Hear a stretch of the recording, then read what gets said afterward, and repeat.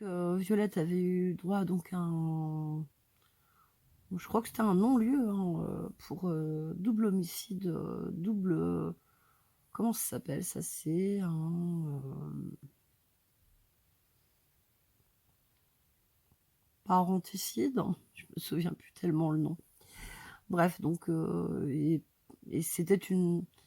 Alors, il ne faut pas tuer les gens, mais là, c'était des années de souffrance de cette d'abord petite fille et après jeune femme. Hein, le très bon film comment dire, de Chabrol. Alors, il me semble que le père était joué par Jean Carmet, la jeune femme par Isabelle Huppert, et puis alors la maman, j'ai complètement oublié. Mais si vous voulez voir l'histoire illustrée au cinéma de Violette, c'est là. Et puis alors, vous voyez, Détective, effectivement, a fêté ses 100 ans. Un des rares journaux qui n'a quasiment jamais mis la... qui a toujours fonctionné. Donc, c'est vraiment... Et puis, c'est pas, on n'est pas sur France Dimanche, réellement, ce sont des chroniques judiciaires. Donc, il n'y a pas d'invention, de trucs complotistes, du tout, du tout, du tout. Voilà, voilà. Donc, alors, dans celui de cette semaine, nous avons l'affaire... alors, j'ai du mal à dire son nom.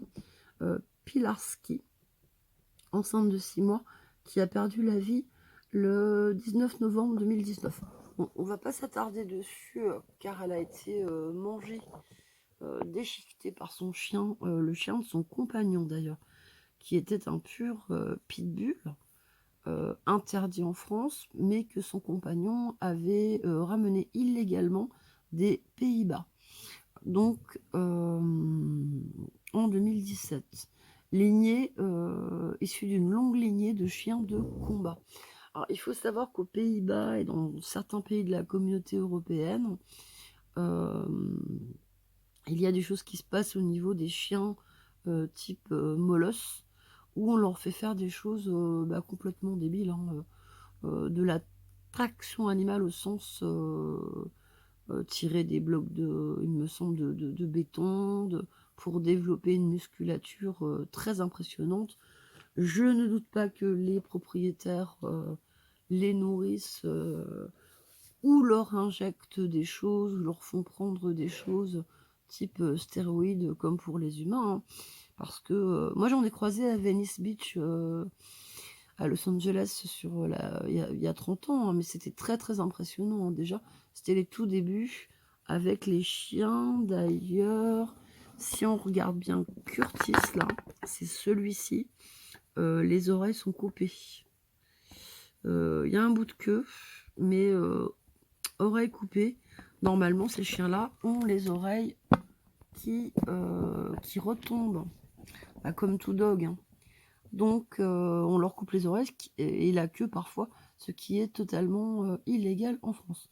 Donc, on va pas s'attarder parce que lui,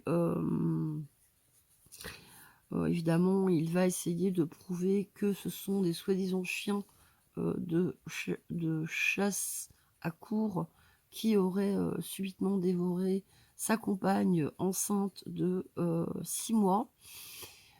Le problème, c'est que les versions du monsieur arrivé sur place, du compagnon, donc de Elsa Pilarski, il les a changés un nombre de fois incalculable. Au départ, on a une meute, après on a 3 chiens, là, après on n'a plus qu'un chien. Donc voilà, voilà. Donc après, ça fait 7 ans que c'est arrivé.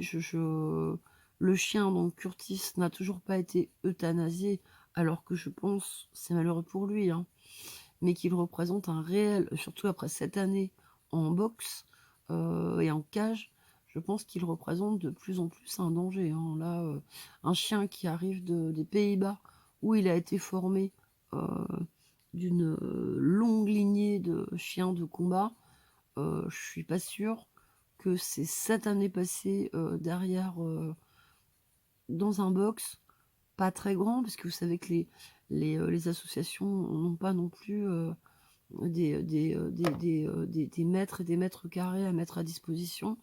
Donc tout est nettoyé, tout est propre, mais c'est quand même pas une vie. Alors il y a la balade, il y a tout ça, sauf que Curtis, je suis pas sûre que moi, en tant que bénévole, si je l'étais par exemple, j'aurais franchement envie de le sortir. Vous voyez?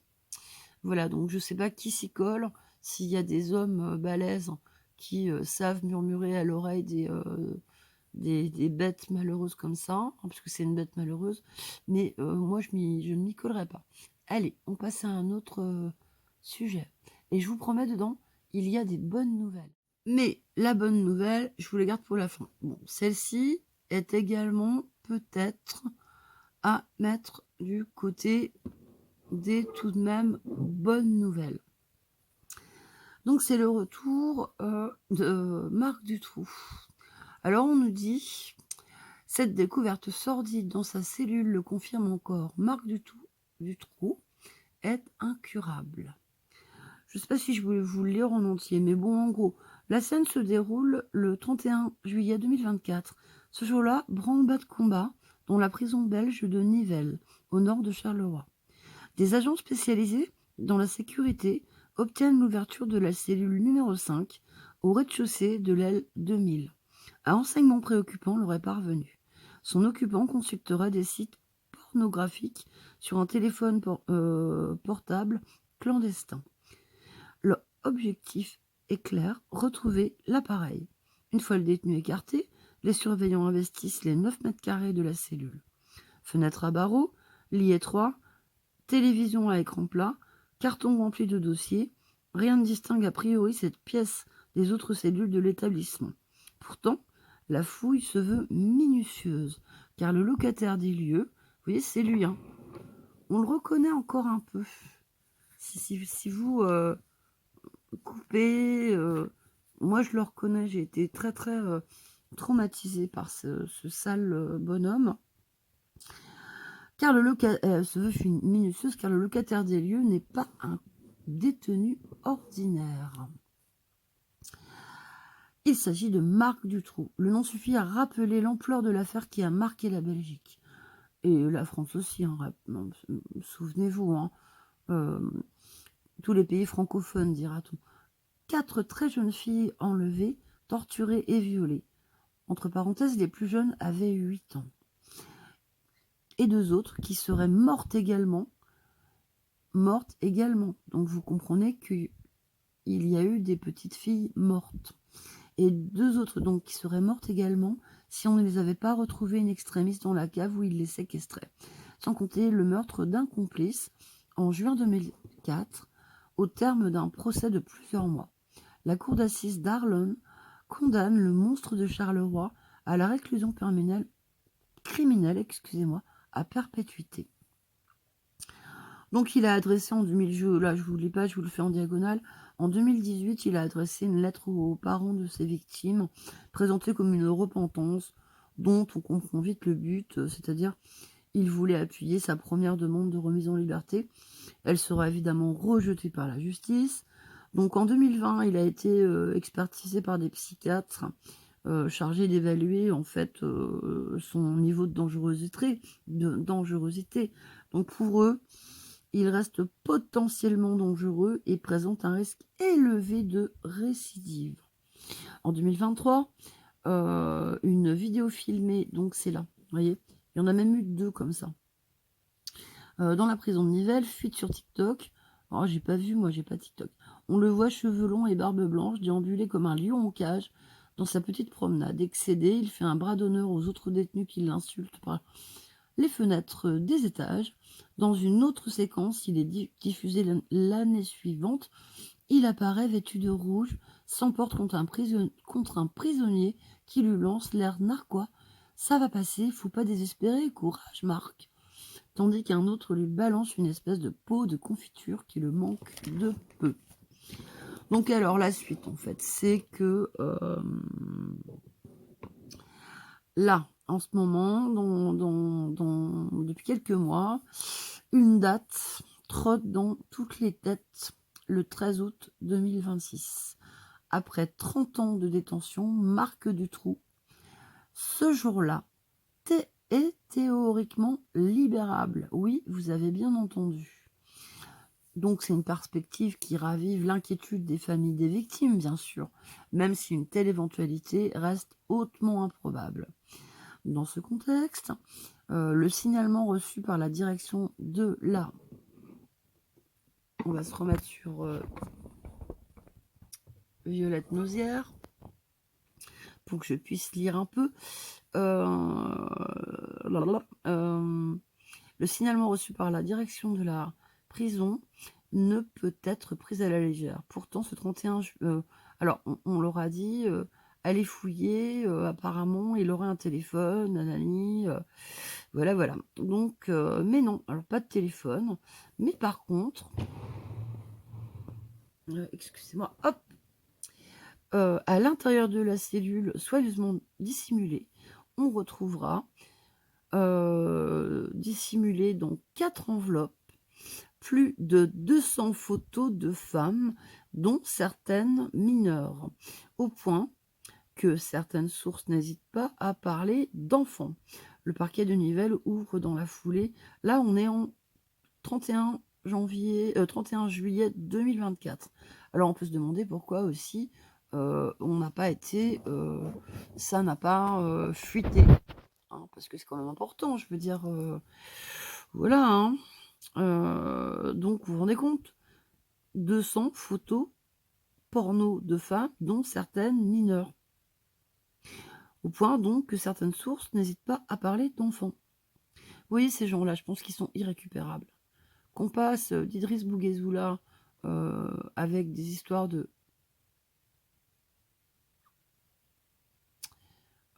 fellation, on va dire le mot, sur des petites filles de 5 ans. 5 ans. Ce sont des grands bébés, les amis. Voilà, ou du trou, là où on est peut-être le stade au-dessus. Mais après, moi, Bouguezoula, là, il y a cette histoire qui tombe, mais est-ce que vous pensez vraiment qu'entre ses 14 ans, où il abusait de ses sœurs, et c'est, je sais pas quel âge il a, 31, 34, il n'y a eu que cette petite fille?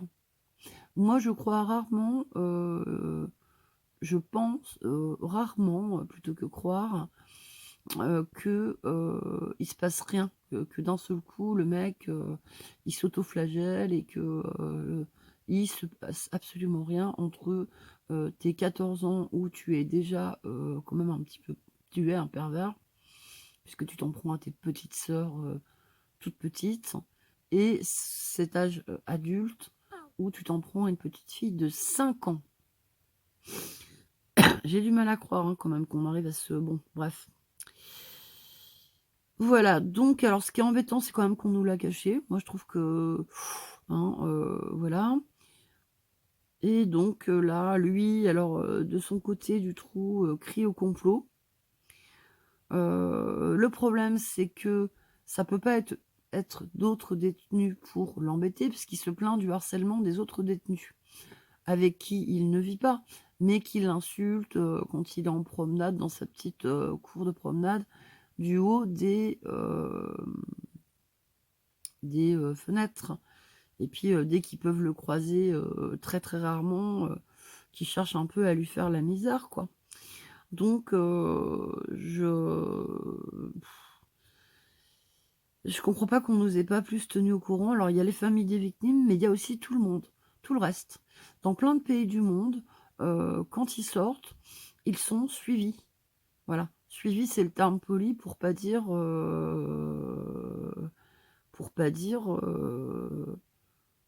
collé au slip, hein, voilà.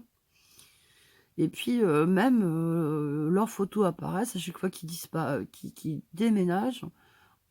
Il y a dans beaucoup de villes américaines, par exemple, ou anglaises, tiens, il y a machin maintenant qui habite à tel endroit. C'est pas pour aller lui faire du mal, c'est pour vous dire, si vous croisez ce mec-là, changez de trottoir. Surtout si vous avez des enfants. Voilà. D'autant plus que lui, c'est un assassin, en plus. Donc, mais bon. Donc il crie au complot, sauf que à part son avocat et les agents de sécurité, les matons, quoi, les surveillants, personne en théorie ne se trimballe dans son aile. Donc, bah écoutez, qui aurait mis ces trucs-là pour charger le dossier et qui ne sortent pas. Mais vu le rapport des psychiatres qui décident un d'outreau au profil psychopathique, au trait narcissique et pervers, s'apparentant à un sadisme sexuel, on sait bien que le monstrueux prédateur, en dépit de ses seulement 69 ans, est toujours aussi dangereux. Et on voit mal un juge prendre le risque de le relâcher dans la nature. C'est à souhaiter, les amis, parce que imaginez qu'il décide de venir prendre ses quartiers dans une de nos régions. Voilà, parce qu'il est francophone. Bon, bah là, c'est la suite des aventures de Gisèle Pellicot, avec son livre qui s'appelle « Et la joie de vivre ». Donc, écoutez, donc elle a fait la tournée outre-Atlantique. Je sais que là, maintenant, il y a très peu de temps, elle était en Australie. Donc, la septuagénaire, de nouveau en couple, connaît par ailleurs un gros succès avec son livre Témoignages, qui s'est déjà écoulé à plus de 63 000 exemplaires. Son éditeur Flammarion a dû même procéder à des réimpressions. Et figurez-vous que selon Marianne, la légendaire actrice Meryl Streep serait même pressentée pour incarner le Gisèle Pellicot. Bon, j'espère que Meryl va se ressaisir et se dire, bon, à moins qu'elle ait besoin d'argent, ce dont je doute, mais bon, bref. En plus, Meryl Streep ne ressemble pas à Droopy. Il faudrait vraiment quelqu'un de plus... vous savez, il doit y en avoir des femmes en mode Droopy. Bon, allez, on passe à autre chose. Alors, cette fois-ci, toujours dans le même détective de cette semaine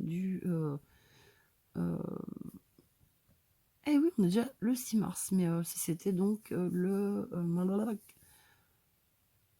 4 mars. Voilà, c'est le détective du 4 mars. Un flingue à bout de bras, Roberta s'est mise à tirer dans le tas. Roberta, entre guillemets, le double homicide de, entre guillemets, Barbie Sordine. Alors ça, ceux qui ont la ref, c'est pour ceux qui ont vu... pour moi, c'était un très très bon film à voir avec ses filles et ses garçons. C'était Barbie, avec Ryan Gosling, et j'ai oublié le nom de la très très jolie jeune femme qui joue Barbie. Et c'est vraiment un film, à mon sens, plutôt féministe, et également qui prend la défense des hommes. Parce que Ken... enfin, voyez-le, vous comprendrez de quoi je parle. Donc, alors là, je vous montre la sublime. Donc, ça a été Robert. Je sais pas s'il faudrait pas que je mette le flash. Bon, c'est pas grave, vous voyez bien, quoi. Hein. Robert. Voilà, Robert, c'est magnifique. Roberta, 56 ans. Il aurait voulu se venger des moqueries dont il avait fait l'objet. Et là, on voit Robert. Voilà. C'est magnifique. C'est tout à fait magnifique. Donc, alors... Là, je vous mets la page d'à côté afin que je puisse lire très... Je vais essayer de faire en diagonale pour pas vous fatiguer, les amis. Hein. Donc, alors, là, ça se passait le 16 février. Donc, c'est un jour férié aux États-Unis. Et jour de match à la patinoire de Pawtucket, une ville de la côte Est. L'aréna locale affiche complet pour la rencontre de hockey opposant les lycéens de Blackstone Valley, qui est... Attendez, c'est ça? Oui. Non, attendez. Non, ok, n'importe quoi. De Blackstone Valley à ceux de Coventry Johnston. Dans les gradins où les familles s'entassent, l'ambiance est à la fête. À 14 h, l'arbitre siffle l'engagement. Alors donc, je cherche parce qu'en diagonale... Donc très vite, le premier contact entre deux adversaires déclenche une rumeur satisfaite dans le public. Le match est lancé. Mais le spectacle sur la glace est bientôt concurrencé par un autre. En tribune, celui-là. 10 minutes après le coup d'envoi, un spectateur retardataire pénètre dans la salle et attire le regard de tout le monde. Sa carrure de déménageur tranche avec ses longs cheveux blonds peroxydés, en partie contenue sous un bonnet de laine. De plus étrange encore, malgré la température polaire, le type porte un mini short en jean, excessivement moulant. Tout autour de lui, on se moque un peu. Bah oui, évidemment, c'est humain, hein. D'où sort cette Barbie musclore? Mais Rhonda Rogan, elle, n'a aucune envie de rire. Assise entre son fils aîné et ses parents, la jeune femme se tasse sur son siège. Honteuse, il y a peu encore, croiser son ex-mari la mettait mal à l'aise. Désormais, elle en ressent carrément de l'angoisse. Robert Dorgan est le nom de l'hurluberlu, aura été jusqu'en 2017 un homme comme un autre, entre guillemets. Ouvrier en construction navale, marié, 3 enfants, le biscotto un peu insolent sur des photos en ligne, mais cette année, il entame, donc ça c'était 2017, hein, il entame subitement une mue inattendue. Il se laisse pousser les cheveux, les teints en blond platine. Puis il se fait percer les oreilles, commence à se maquiller et à porter des mini-jupes. Un soir, il annonce à sa famille qu'il faudra désormais l'appeler Roberta et qu'il va changer de sexe. Son épouse Rhonda tombe de haut, d'autant que celui-ci était jusqu'ici son mari, se lâche complètement. Tenue ultra moulante, paillettes, couleur fluo, aussi discret qu'un sapin de Noël. L'homme se pavane dans les rues de Pawtucket en assumant pleinement sa nouvelle condition. Sa propre mère le renie. Ses beaux-parents exigent qu'il reste à distance des enfants. Rhonda finit par demander le divorce en février 2020. Bon, elle aura quand même tenu 3 ans. Alors, au cours des mois suivants, il se fait enlever par chirurgie ce qui l'embarrasse entre les jambes et suit un traitement hormonal. Donc, vous savez, la pilosité diminue, la peau devient plus douce, tout ça. Mais sa musculature, bah ouais, en plus, quand t'es un gars du bâtiment, quoi, hein, tu vois, bon, lui, c'est les chantiers navals, mais c'est des métiers physiques, hein. Puis, il devait un peu aller à la salle, peut-être. Elle demeure. Le résultat est assez déconcertant et lui donne un air de travesti plus que de femme transgenre. Pour ses proches, cette nouvelle apparence physique n'est pas facile à accepter. Oui, il faut se mettre un petit peu aussi du côté des familles, vous voyez. Quand vous êtes 3 enfants, bon, la femme aussi, hein, et d'un seul coup, que votre mec se met à vous faire un plan comme ça, je pense que ça doit être c'est un très très gros coup de canif dans le contrat, quoi. Je sais pas, peut-être qu'elle l'avait pas vu avant. Qu'est-ce qui s'est passé? Alors évidemment, comme il y a hormones, il y a tout ça, hein. Vous vous doutez bien que il y a plein de choses qui se passent, hein, quand on prend des hormones, hein. D'autant que dans sa caboche aussi, c'est le grand chambardement. Depuis qu'il est Roberta, d'organes, tweet, tout et n'importe quoi. Capable dans la même heure de jouer les humanistes et de tenir des propos pires que racistes. Ah oui, parce que sachez bien aussi que moi, les copains homo que j'ai, ce sont des gens qui sont très discrets, qui ne font pas partie des gay pride, des trucs comme ça, qui veulent être juste en couple ou pas, mais qui sont pas pas du tout efféminés. Enfin bon, voilà. Si ces personnes-là ne me l'avaient pas forcément confié, bon après il y a quand même des petits signaux qui font que, mais j'aurais pas forcément su, quoi. Vous voyez. Mais voilà, il y a une autre catégorie qui fait que moi, regarde-moi, c'est un peu bon. Depuis, mais c'est les mêmes d'ailleurs minorités, très minorités, parce que la plupart des homosexuels en France ou ailleurs sont d'une grande discrétion et cherchent une vie on ne peut plus normale, passe-partout, voilà. Donc depuis qu'il est Roberta, il tweet n'importe quoi. Son comportement au quotidien est tout aussi déconcertant. En plein délire de persécution, il porte plainte contre plusieurs de ses proches, notamment contre son beau-père, qui aurait celui recruté des tueurs à gages pour lui faire la peau. Voilà. Attendez, je vous cherche un truc. Qu'est-ce qui pourrait vous faire frémir? Ah, c'est là la bonne tête. La drogue qui tue. Je me demande ce que c'est, tiens, la drogue qui tue. Parce que là, on est en quelle année? Dans les années 40, donc ça se trouve, c'est le cannabis, hein, parce que bon. Bref, donc alors son beau-père qui veut engager des tueurs à gages, n'importe quoi. Au fil du temps, tous ceux qui l'ont un jour côtoyé commencent à le fuir, y compris ses enfants. Lorsqu'en 2023, son aîné est officiellement diplômé, il vient tout de même à la petite fête familiale en grande tenue. Vous savez, les diplômes américains avec le truc sur la tête et tout. Et l'autre, il vient au diplôme, la remise des diplômes, cheveux d'un bleu-vert douteux, dos nu et micro-jupe. Son fils ne lui pardonnera pas. Sa cadette non plus, qui le qualifie de personne qui m'a volé mon père.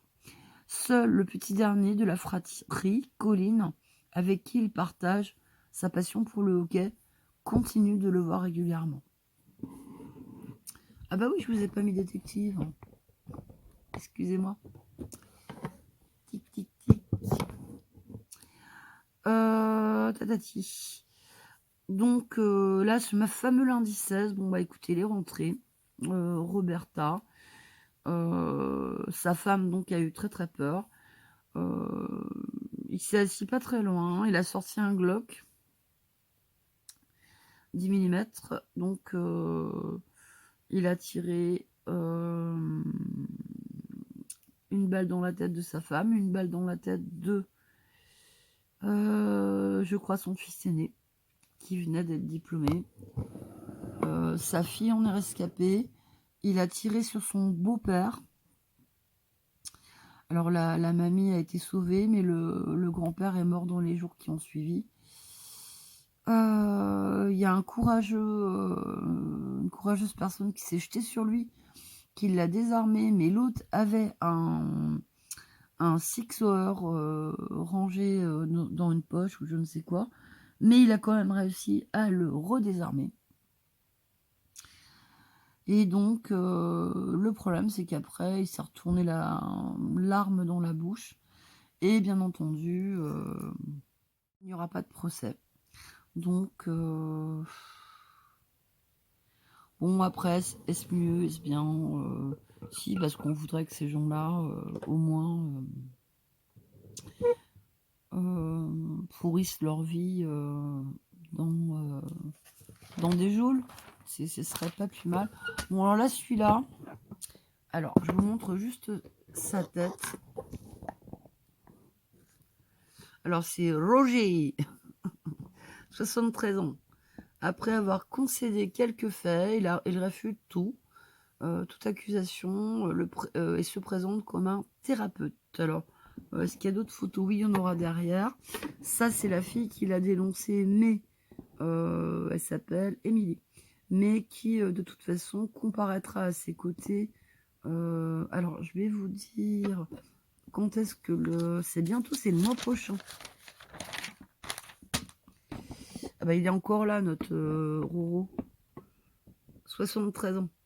Ésotérisme, chamanisme, Roger Surin semblait animé par un désir de toute puissance. Donc, comment ça s'appelle, le procès, parce que là, il va y avoir un gros procès hein, quand même, se tiendra le mois prochain. Donc, je peux pas vous lire. Je vous avais lu déjà en 2022. Oui, parce que la chaîne est très très vieille, même si là, dans les dates, non, parce que j'ai fermé pour X raisons, patati patata. Mais en 2022, j'avais forcément lu cette histoire qui m'est évidemment revenue. Je peux pas tout vous lire, parce que c'est un barge qui avait ouvert en Corrèze. Ah tiens, c'est rigolo, parce qu'en Corrèze, on a aussi le patron de journal, là, qui est un mec violeur, tout ça. Il s'en passe des choses en Corrèze.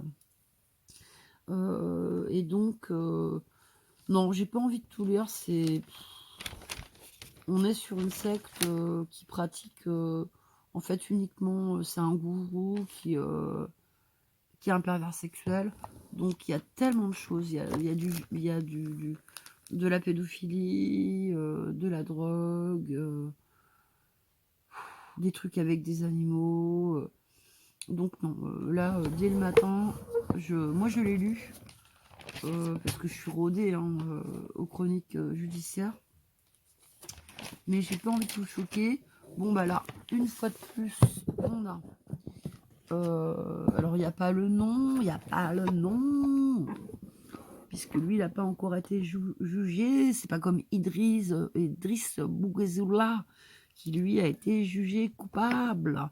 Et donc je ne doute pas, j'espère en tout cas, que il va retomber, voire pire. Surtout quand je vais vous lire la bonne nouvelle de la fin, où on parle aussi de 10 années de prison, et que je me dis, il n'y a pas de raison quand même que si... Bon, je ne vais pas tout vous dire, sinon ça va vous... Donc alors là, ici, on est sûr... bah, ça se passe pas très loin, hein, d'ailleurs, de chez le patron de presse, là, hein, à qui on demande d'arrêter de se présenter à la mairie, là, le gros cochon. Ça se passe à Castillon-la-Bataille, donc c'est du côté du Bordelais. Et donc nous avons ce monsieur qui s'appelle Fabrice Z. Alors lui, on peut pas mettre le nom puisque le procès n'est pas encore, ça doit être même encore d'instruction. Donc vous voyez, prof de judo, voilà. Qui tenait une librairie avec sa femme, qui à partir de je sais plus quand, pas très très long, ah oui, je sais plus trop quand, mais elle a commencé à plus pouvoir le supporter et elle l'a lâché. Donc c'était quand même une belle... Alors ça se passe à Castillon-la-Bataille. Je ne connais pas cette petite ville. Bon, en tout cas, il y avait néanmoins une librairie indépendante. Ce qui est toujours bien. Hein. Moi, dès qu'on peut avoir une librairie indépendante, je saute. Non, je peux plus sauter, mais je m'imagine sautant de joie. Donc ce mec-là, bon, bah voilà, entraîneur de judo. Et en fait, depuis un paquet d'années, parce qu'en fait, c'est un truc qui a commencé à le passionner dans les années 80, et puis il en devient, donc sur le dojo local, l'entraîneur en titre. Donc le seul, hein, d'ailleurs, hein, à encadrer 80 adhérents, surtout des gamins. Donc, je vous rappelle l'âge des gamins, les 4-8 ans, et un autre pour les 8-12 ans, les plus âgés. Donc, rassurant pour tout le monde, l'homme était également choyé par les politiques locaux qui voient en lui un allié de poids pour des futurs hippons électoraux, ainsi que dès 2014, on le voit apparaître en kimono sur une vidéo de l'association des commerçants. 2 ans plus tard, il prend la pause, puisqu'il était libraire, avec tous les élus pour l'inauguration du nouveau dojo. L'année suivante, une nouvelle fois, sur le site en gloire, sur le site de l'association des commerçants, dans l'exercice donc de son autre métier, libraire. Donc, sauf que donc là, c'était 2015. Sauf que la séquence est trompeuse. Malgré le sourire qu'il affiche au milieu des bouquins, Fabrice Z sait que son commerce est condamné, son mariage aussi. Les 2 sentences ne sont pas en lien. Donc, sa femme, avec qui il a ouvert une librairie, voilà, divorce, et évidemment l'établissement ne survit pas à la séparation. Donc c'est le naufrage du couple, mais il rebondit. Voilà. Donc, alors, il retrouve l'amour dans les bras, vous savez de quoi? De qui? d'une institutrice de l'école primaire. Bon, de 10 ans sa cadette. Donc il monte une auto-entreprise de menuiserie. Moi, ça m'en rappelle d'autres, hein, les mecs qui savent rien foutre. Bientôt une auto-entreprise d'installation électrique. Bah oui, tant qu'à faire. Sans naturellement lâcher son activité sur les tatamis. Bel exemple de rebondissement. Et moi, je me demande par contre pourquoi elle est collée avec une instite. Vous voyez ? Bon. Et puis, bon, bah là, en fait, c'est le président de la Fédé qui lui dit surtout, arrêtez ce club-là, là, il y a une instruction, il y a tout ça, stop. Donc le mec, il est placé en garde à vue, hein, pas le président de la Fédé, mais Fabrice Z. C'est pas son nom, un Z, c'est l'initiale. Et évidemment, bah écoutez, il y a des gens des jeunes filles, lui c'est les filles, hein. Donc pas mal de jeunes filles qui portent plainte, elles avaient à peine 10-12 ans, pour viol, abus répétés à l'infini. Donc évidemment pour les parents qui faisaient extrêmement confiance à ce très très gentil, ils sont toujours très gentils, hein, sachez bien. Donc voilà, bon bah écoutez, à la fin on dit à Castillon une figure est tombée, bien des illusions aussi, la douche glacée n'est peut-être pas terminée. Voilà. Alors quand on parle dans mon village ou ailleurs, hein, de toutes ces choses-là, on est dans une espèce de... Ah non, mais non, faut pas parler de ça, mais qu'est-ce que tu racontes? Il y a une personne il n'y a pas longtemps qui ne savait pas que des femmes pouvaient être pédophiles. Ah bon, ça existe? Oui, ça existe. Voilà. Donc, là, je cherche parce que je vous avais promis la bonne nouvelle. J'aurais dû vous la donner en premier, mais je sais très bien que vous n'allez pas écouter le reste sinon. Donc, la très bonne nouvelle, mais évidemment, qui est tout de même sur un fond dégoûtant, hein, puisqu'on est dans détective. Alors, vous voyez, c'est une petite Jack Russell toute mignonne. La justice a tranché, son bourreau doit l'indemniser. Les hurlements de Sultane traversent les murs de l'appartement. Dans le couloir, un jeune homme de 20 ans, en larmes, filme la scène avec son téléphone. Puis il se précipite chez une voisine et lui montre les images. À l'écran, son père, 60 ans, originaire de la métropole lilloise, viole une petite femelle Jack Russell. Les images sont insoutenables. Horrifiée, la voisine alerte immédiatement la police. Les enquêteurs